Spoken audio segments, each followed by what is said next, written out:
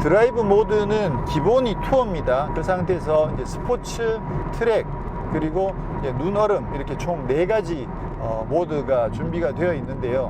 뭐 투어는 기본이고 스포츠 모드가 되면 스티어링 휠이 좀 더 무거워져요. 그리고 이제 트랙 모드가 되면 그 전자장비가 개입하는 시간이 조금 더 늦어지겠죠. 자, 근데 이제 우리가 흔히 이제 스포츠 모드가 되면 일반적으로 이제 아주 고급 모델일 경우에 스포츠 모드가 되면 일단 서스펜션이 단단해지죠. 스티어링이 응답성이 더 좋아지고 무거워지죠. 그리고 기어의 변속 프로그램 자체가 좀 더 고회전을 많이 쓰는 방향으로 바뀌죠. 그리고 엑셀을 밟았을 때 엔진 쪽의 응답성이 더 빨라지고 그런 여러 가지 점들을 다 바꿀 수가 있는데, 이 차는 스포츠 모드로 바꾸면 거의 이제 핸들 무거워지는 것밖에는 변화가 거의 없어요. 스포츠 모드로 눌렀는데도 심지어는 기어조차도 그다지 스포티하게 바뀌지 않습니다. 보통 이제 스포츠 모드 누르면 8단으로 가다가 한 6단으로 뚝 떨어지면서 버튼만 눌렀는데도 회전수가 살짝 올라가는 어떤 그런 반응이 나타나는데, 이 차는 그런 반응 전혀 없어요. 스포츠 눌렀는데도 그냥 8단 그대로 유지를 하고 있습니다. 자, 그러면 여기에서 이제 좀 더 적극적으로 이제 시프트 패드를 써서 작동을 해보면 뒤에서도 시프트 패드는 바로 먹힙니다. 바로 먹히는데,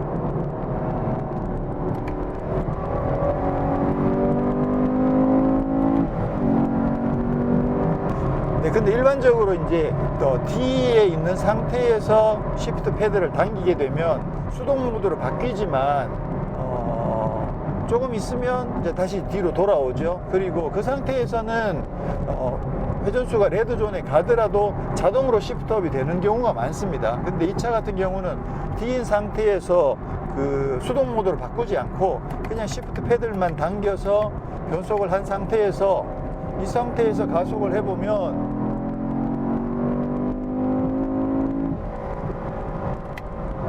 레드존에 가서 연료 차단이 걸려요. 시프트업이 자동으로 안 되고, 이 상태에서 D인 상태에서 시프트 패드를 당겼는데도 제대로 수동 모드가 먹힌다, 이렇게 말씀드릴 수가 있겠죠. 자, 그리고 이제 완전히 아예 수동 모드로 옮기게 되면 이 상태에서는 D에서는 수동 모드로 갔다가 잠깐 정속 주행을 하게 되면 다시 이제 뒤로 복귀를 하지만, 아예 기어 레버를 왼쪽으로 밀어버리면 이 상태에서는 시프트 패드를 이용해서만 변속을 할 수가 있죠. 물론 이제 기어 레버를 가지고도 변속을 할 수가 있습니다. 기어 레버 변속하는 작동 방식은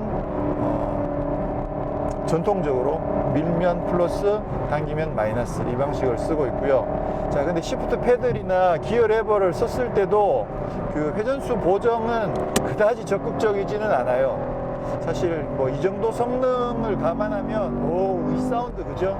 이 정도 이런 느낌을 감안하면 기어를 내릴 때 회전수 보정을 빵빵 해주면 좋겠는데 사실 그렇지는 않아요. 조금 아쉽다는 생각이 듭니다.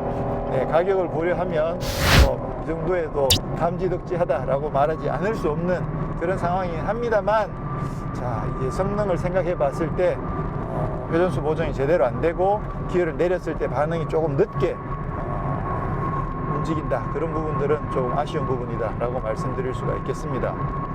자, 그리고 이제 뒤에서 보통 기어 레버를 왼쪽으로 밀면, 그러면 이제 8단으로 주행을 하다가도 보통 이제 스포츠 모드가 되면서 한 6단 정도로 바로 내려가는 경우가 많죠. 왜냐면 이제 수동 모드로 옮긴다는 거는 바로 적극적으로 달리겠다라는 의지의 표현이기 때문에 적정한 회전수로 올려주면서 기어를 적정한 어느 정도 적정한 단수로 살짝 내려주는 경우들이 보통인데, 이 차는 그런 거 전혀 없습니다. 그냥 8단으로 달리고 있다가 기어 레버를 수동 모드로 바꿔도 그냥 8단이에요.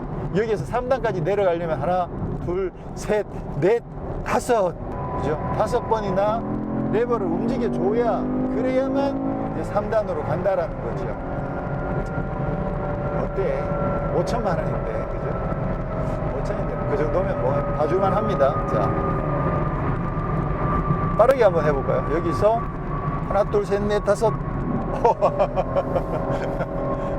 어쨌거나 5번을 연속으로 하니까 3단으로 바로 내려가긴 갑니다. 자, 그렇다는 얘기는 이 상태에서 그냥 시프트 패드를 쓰는 게 훨씬 낫다는 얘기겠죠. 시프트 패드를 하나, 둘, 셋, 넷, 다섯.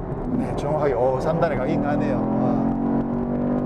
자, 뒤로 가고 있죠. 내가 지금 쏴야겠다. 그러면 기어 레버를 수동으로 민 다음에 시프트 패드, 그 마이너스 시프트 패드를 그냥 당기고 계세요. 그러면 바로 3단으로 내려갑니다.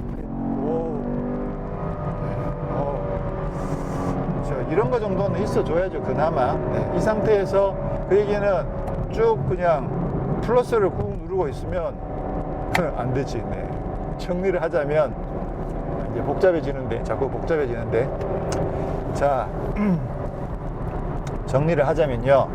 D인 상태에서 시프트 패들로만 변속을 한다. 그랬을 경우에는 한번 당겨서 7단으로 바꾼 다음에 시프트 패드를 꾹 당기고 있으면 3단 혹은 2단으로 바로 내려갑니다. 이 상태에서 플러스 시프트 패드를 꾹 누르고 있으면 바로 뒤로 돌아갑니다. 이해되셨죠? 자, 그 다음에 이 시프트 패드, 그 다음에 이제 수동 기어를 같이 쓴다. 그랬을 경우에는 이때는 수동 기어를 밀면 바로 이제 수동 모드가 바뀌죠. 이 상태에서는 시프트 패드를 한 번만 꾹 당기고 있으면 바로 최저단으로 내려갑니다. 근데 지금은 완전한 수동 모드이기 때문에 이 상태에서는 플러스 시프트 패드를 아무리 당기고 있어도 뒤로 돌아가거나 아니면 8단으로 올라가진 않는 거죠. 자, 그렇게 해서 시프트 패드에 대한 부분들을 정리를 하겠습니다. 네, 까마로 SS의 실내는 그냥 SS 그대로 쏘쏘, 네, 뭐 특별할 것도 없고 그냥 승용차 같은 느낌이기도 하고요. 좀 우락부락하긴 해요. 이런 부분들 좀 되게 그 볼드한 그런 느낌으로 우락부락하게 그렇게 디자인이 되어 있는데 뭐 특별히 고급스럽지도 않아요. 이런 건 그냥 플라스틱, 다 플라스틱이고 무난한 플라스틱, 뭐 아주 싼티 나는 정도도 아니고, 여기는 또 약간 가죽처럼 그 스티치 처리를 해가지고 전체적으로 좀 무난한 그런 스타일인데 특징은 있습니다. 여러 가지 보면 지금 도어 트림에도 보면 지금 굉장히 그 파츠들이 굉장히 복잡하게 구성이 되어 있어요. 그런데 그런 부분들이 굉장히 입체감이 있고, 또 이렇게 앉아보면 이 팔걸이 위치도 적당하기 굉장히 적당해요. 다만 이제 수납 공간이 없다는 거, 그런 부분들이 좀 아쉽고, 근데 어떤 그 버튼이나 배열이나 버튼의 배열이나 공간 입체감 이런 부분들은 굉장히 좋습니다. 상당히 좀 특이한 그런 스타일이고요. 스티어링 휠은 이제 D컷 스티어링 휠에 또 이쪽에는 엠보싱 처리를 해가지고 파이도 생각처럼 크지 않아요. 미국 차에서 굉장히 클 것 같은데 생각보다 상당히 타이트하게 잘 되어 있고, 시트 포지션도 이게 텔레스코픽이 아주 길진 않은데 그래도 나름 적당하게 시트 포지션을 잡을 수 있는 정도는 잘 돼요. 근데 스타일이, 디자인이 앞에서 보면 여기에 이제 그 가운데에 양쪽에 날개처럼 튀어 있는 부분, 나와 있는 부분, 이제 오디오 조절하는 것들이거든요. 요것만 사실 없으면, 요것만 없어도 조금 더 깔끔할 텐데 얘 때문에 조금 약간 어수선한 그런 느낌이 되어 있고, 시프트 패드는 뭐 플라스틱으로 이렇게 만들어져 있고요. 자, 이게 모니터는 상당히 큽니다. 상당히 큰데 이게 조금 에러예요. 지난번 말리부 때 모니터 이야기를 제가 말씀드렸는데, 뭐냐면 말리부 모니터 각도를 이렇게 적당하게 잘 세팅을 해가지고 모니터 같은 경우에는 지금 썬루프를 열거나 아니면 이쪽에 문이 열려 있어, 유리창 쪽이 밝기 때문에 이 각도를 잘못 맞추면 이 유리창이 여기에 반사가 되거든요. 그렇게 되면 이렇게 그늘에 있어도 항상 이렇게 일정 부분이 환하게 바뀌면서 그 글자가 잘 안 보이는 그런 상황이 생깁니다. 그래서 지난번 말리부 같은 경우는 각도를 잘 조절해서 이 부분에 딱 반사가 되다 보니까 특별히 화면에 어떤 하얗게 나르는 부분이 별로 없이 굉장히 각도를 아주 세밀하게 잘 세팅을 해놨다라는 말씀을 드렸는데, 이 차 같은 경우는 여기에다 맞추긴 좀 애매했나 봐요. 근데 썬루프를 열어버리면 또 썬루프가 반사가 걸리니까 아예 숙여가지고 여기에다가 지금 반사가 되게끔 해놨는데, 근데 이 부분도 지금 시트가 까만색이니까 그렇게 반사가 많이 안 되는 것 같지만 좀 밝은 날에는 여기 반사가 좀 비교적 많이 되는 편이에요. 그래서 조금 지저분하게 보이는 그런 경향이 조금 있는데, 아주 고민을 많이 했다는 것에 대해서는 칭찬할 만한데 어떤 방법이 없었을까 조금 아쉽긴 한데, 이게 너무 직각 형태의 어떤 T자의 반듯한 직각 형태다 보니까 아닌가, 약간 운전자 쪽으로 살짝 기울어 있나요? 아니죠, 그냥 완전 직각이죠. 네, 그러다 보니까 더더욱 좀 여지가 없었을 것 같다는 생각이 들고요. 거기 아래 보면 지금 메뉴들은 이제 홈에 가서 오디오 뭐 이런 것들을 설정할 수가 있고요. 또 아이폰은 연결하면 바로 저게 됩니다. 그 애플 플레이, 카플레이가 되니까 바로 설정을 사용할 수가 있고요.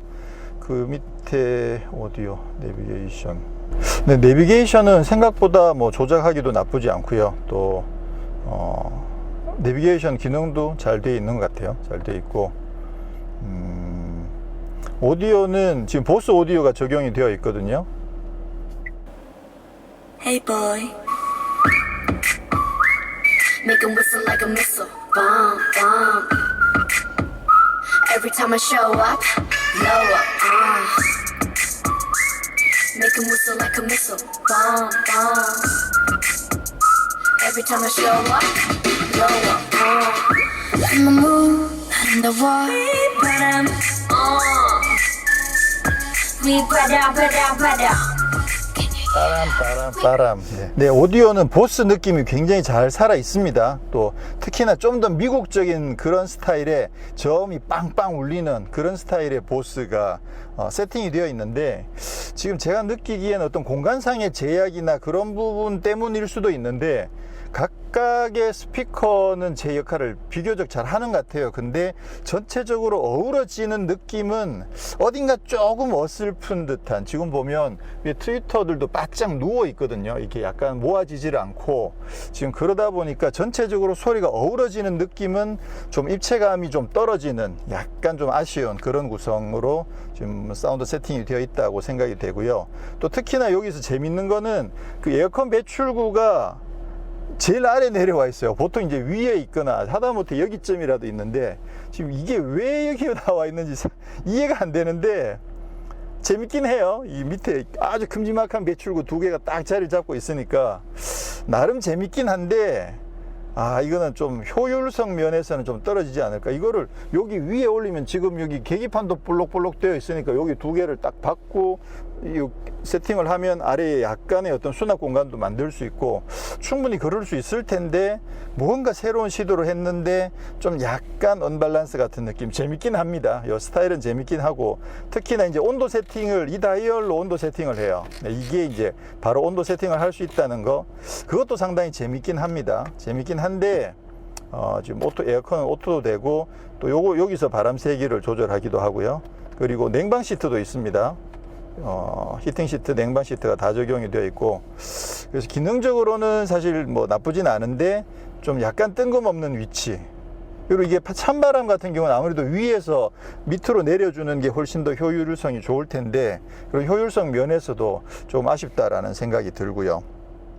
기어 레버는 그 말리부에서 봤던 그 레버랑 똑같이 생겼습니다. 근데 윗부분에 이제 약간 스트라이프 처리를 하고, 또 까마로라고 써가지고 여기 보시면 이렇게 까마로라고 적혀 있죠. 그래서 조금은 더 고급스럽게 세팅이 되어 있고, 지금 이 아래에는 이제 ESP 끄는 버튼, 그리고 이제 드라이브 모드 바꾸는, 드라이브 모드는 총 4가지여서 투어, 스포츠, 트랙, 눈, 얼음, 이렇게 총 4가지의 드라이브 모드를 선택할 수가 있습니다. 자, 드라이브 모드를 선택하면 그 드라이브 모드에 따라서 앰비언트 라이트 색깔이 바뀌어요. 지금 여기에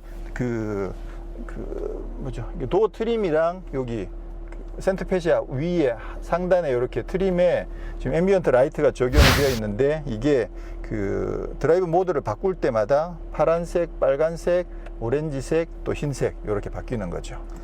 자, 그 다음에 이제 계기판도 상당히 재밌습니다. 좌우에 이제 원으로 되어 있고, 가운데가 모니터로 구성이 되어 있는데, 상단에는 게이지가 4개가 있어요. 역시 이제 스포츠카답게 좀 4개가 있는데, 뭐 이게 터보차가 아니니까 뭐 그렇게 예민할지는 모르겠죠. 자, 보면 가운데에 있는 정보가 여러 가지 정보들이 있는데, 네, 가운데 트립에는 이제 속도계가 있고요. 그 다음에 또 트립 이제 평균 연비, 평균 속도 이런 트립이 있고, 또 주행 가는 거리, 그 다음에 엔진 오일 수량, 타이어 압력, 뭐 그다음에 이제 평균 연비, 최고 연비가 나온 게 있어요. 지난 100km 동안에 이 차가 최고 연비는 11.5를 찍었고 그동안 평균은 5.8이었다. 이게 조금 전까지도 6기 넘었었는데 지금 이제 5.8로 내려왔네요. 그렇고 그다음에 연료 소모량 뭐 이런 여러 가지 기능들이 있고요. 이때 또 그 왼쪽 거를 눌러보면 이제 성능이 있어요. 여기에 들어가면 지금 제로 100도 나오고 랩타임도 있고 또 오일 온도, 오일 압력, 그 다음에 또 G포스, 네, 이런 것들까지 다양한 기능들이 설정이 되어 있습니다.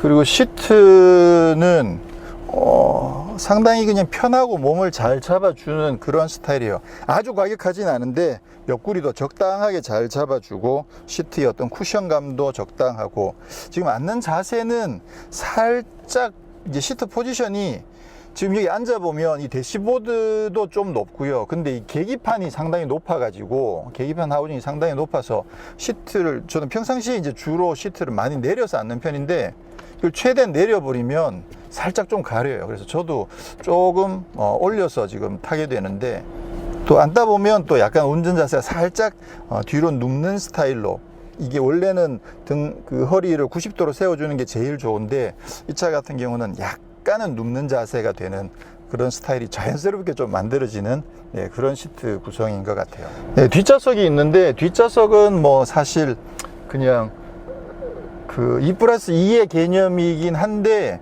그래도 사람이 아주 못할 정도는 아니에요. 이게 휠베이스가 2800mm나 되다 보니까 뒷좌석도 뭐 그나마 좀, 어린아이들은 충분히 여행도 충분히 할 수 있고, 키가 좀 큰 사람은 머리가 조금 이렇게 불편하긴 할 텐데, 그런 경우에 이제 뭐 가까운 거리를 잠깐 이동하는 정도, 그런 정도는 공간 자체가 아주 나쁘진 않습니다. 네. 네, 이 차에는 제로백을 측정할 수 있는 기능이 있는데요. 이쪽이 이제 성능에 가면, 그럼 이게 지금 제로백, 이건 랩타임, 또 뭐 오일 온도 이런 것들이 있고, G포스도 측정하는 게 있고요. 자, 그럼 제로백을 한번 찍어 보겠습니다. 준비되면 셀을 누르고요. 지금 상태에서 스포츠 모드에서 한번 가속을 해 보겠습니다. 오,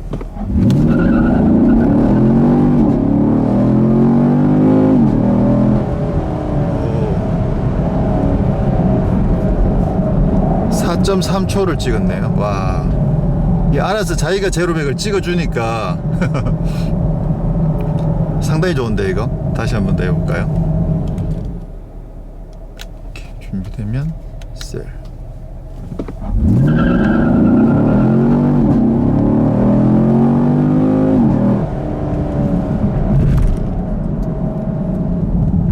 네, 이번에는 초반에 휠 스핀이 좀 많이 나는 바람에 4.8초가 나왔네요.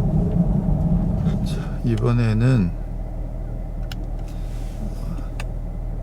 트랙 모드에서 한번 해보도록 하겠습니다. 준비되면 셀.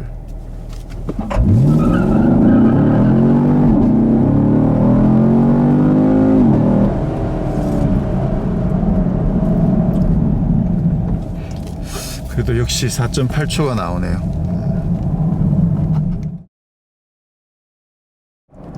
네, 이제 산길을 잠시 달려보겠습니다. 이번 이 변속기 자체가, 이게 스포츠 모드만 하더라도 이 킥다운 응답성이 굉장히 좋거든요.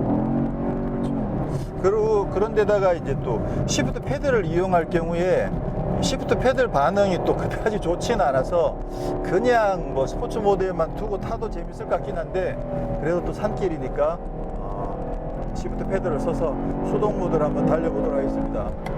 수동 모드가 되면 이제 자동으로 시프트업이 안 되니까 바로바로 체크해서 시프트업을 해줘야 되고요. 헤드업 디스플레이에 현재 속도하고 또 회전수가 다 나옵니다. 그리고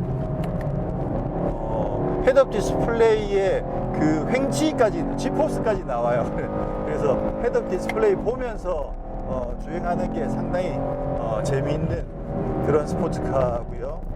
그리고 기어를 내릴 때 반응이 좀 느려요. 그래서 사실 그 코너 들어가면서 브레이크를 밟고 기어를 딱 내려서 회전수를 빵 올려주는 그 재미가 있어야 되는데, 그 부분에서 조금 아쉽다라는 생각이 들고, 그 외에 뭐 그립이나 파워 면에서는 아주 괜찮다. 지금 전체적으로 보면 어제 이제 주행 시험장에서 테스트에서도 그 안정감이 굉장히 좋았었죠. 안정감이 굉장히 좋았기 때문에 사실 산길에서도 상당히 기대가 되는데 뭐냐면 느낌이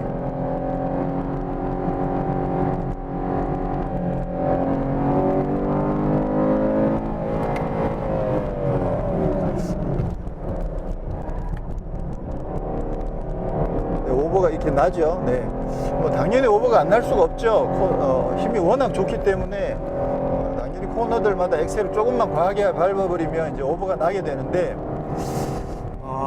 그립이 굉장히 좋습니다. 분명히 그립도 좋고 힘도 엄청나게 좋고 근데 느낌이 뭐냐면 이 차가 휠 베이스가 워낙 길죠. 그런데다가 지상고도 조금 있고 그러니까 롤 센터가 조금 높은 편이다 보니까 우리 이제 포르쉐나 아니면 저번에 최근에 어떤 로터스나 이런 차들은 아주 낮게 깔리는 거에 비해서 좀 약간 높게 설정이 되어 있다 보니까 하체도 단단하게 세팅되어 있고 그립도 굉장히 좋은데도 불구하고 좀 예리한 맛은 좀 부족해요.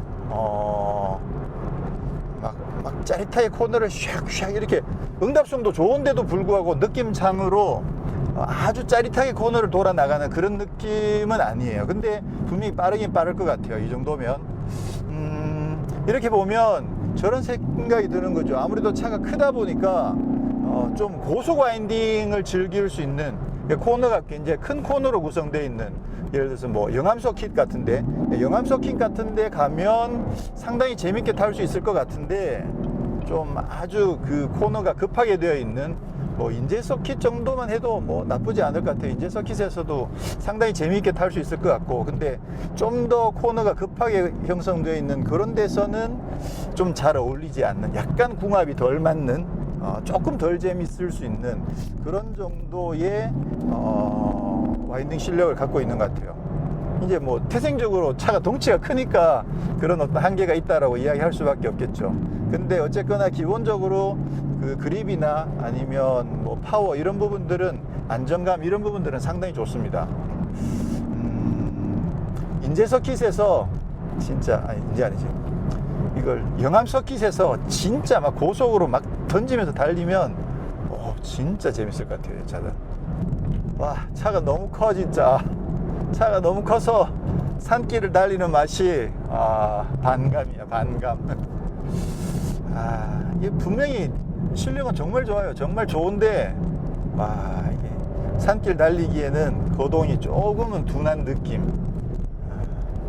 이게 제로백 4초에 최고 속도가 300이 넘어가는 정도 실력이면 어마어마하잖아요. 근데 이제 이게 그 488 같은 그런 빠릿빠릿한 스타일이 아니고 F12처럼 좀 약간 거대한 GT카의 개념 그런 개념에 좀 더 어울리는 그렇죠. 이 차는 이렇게 과격한데도 불구하고 좀 더 GT카에 가까운 그런 성격이다라고 생각하시면 와인딩에서 어떤 느낌일지 기본기는 좋습니다만 태생적인 한계가 있다. 네, 그렇게 정리를 하겠습니다. 네, 지금 산길을 타고 내려오는 길인데요.